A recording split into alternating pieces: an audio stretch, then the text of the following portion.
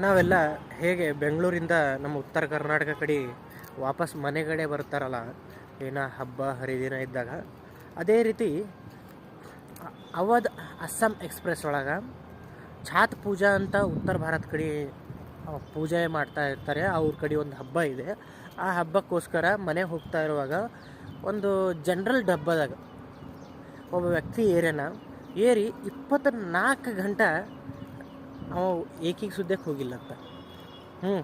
Toilet ಸುದ್ದಕ್ಕೆ ಹೋಗಿಲ್ಲ ಅಂತ ಅವನು 24 ಗಂಟೆ.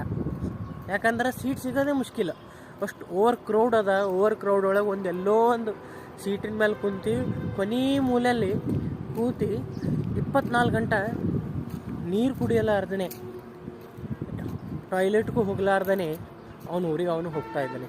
ಇದು ಅದ ಪರಿಸ್ಥಿತಿ ನಮ್ಮ ಭಾರತದಾಗ. ಏನು ಟ್ರೈನ್ನಾಗ ಬಡ ಜನರಿಗೆ ಏನು ತೊಂದರೆ ಆಗ್ತಾ ಇದೆ ಅಲ್ಲ, ಅದ್ರ ಪರಿಸ್ಥಿತಿ ಇದೆ. ಇದನ್ನೆಲ್ಲ ನೋಡಿದ್ರಾದ್ರೂ ಒಂದು ಮಾತು ಬರುತ್ತೆ, ಜೀವನದಲ್ಲಿ ಹೇಗಾದರೂ ಮಾಡಿ ಶ್ರೀಮಂತ ಆಗಬೇಕು ಅಂತ. ಇಲ್ಲಾದರೆ ಬಡವರಾಗಿದ್ದರೆ ಇದೇ ರೀತಿ ಜೀವನನ ಕಷ್ಟದಲ್ಲೇ ತೂಕೊಂಡು ಹೋಗ್ತಾ ಇರಬೇಕಾಗುತ್ತೆ. ಶ್ರೀಮಂತರಾದರೆ ಫ್ಲೈಟು ಅರ್ಜೆಂಟ್ ಫ್ಲೈಟಾಗಿ ಏನು ಭೀ ಹೋಗ್ಬೋದು, ಆರಾಮ್ ಹೋಗ್ಬೋದು, AC ಅಫೋರ್ಡ್ ಮಾಡ್ಬೋದು, ಏನು ಭೀ ಮಾಡ್ಬೋದು.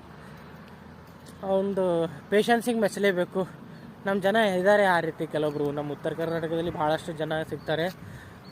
ಜನರಲ್ದಾಗೆ ಆರಾಮ್ಸೆ ಅವರು 19 ಗಂಟೆ, 18 ಗಂಟೆ, 20 ಗಂಟೆ, 24 ಗಂಟೆನೂ ಅದೇ ರೀತಿ ಕೂಡೋರು.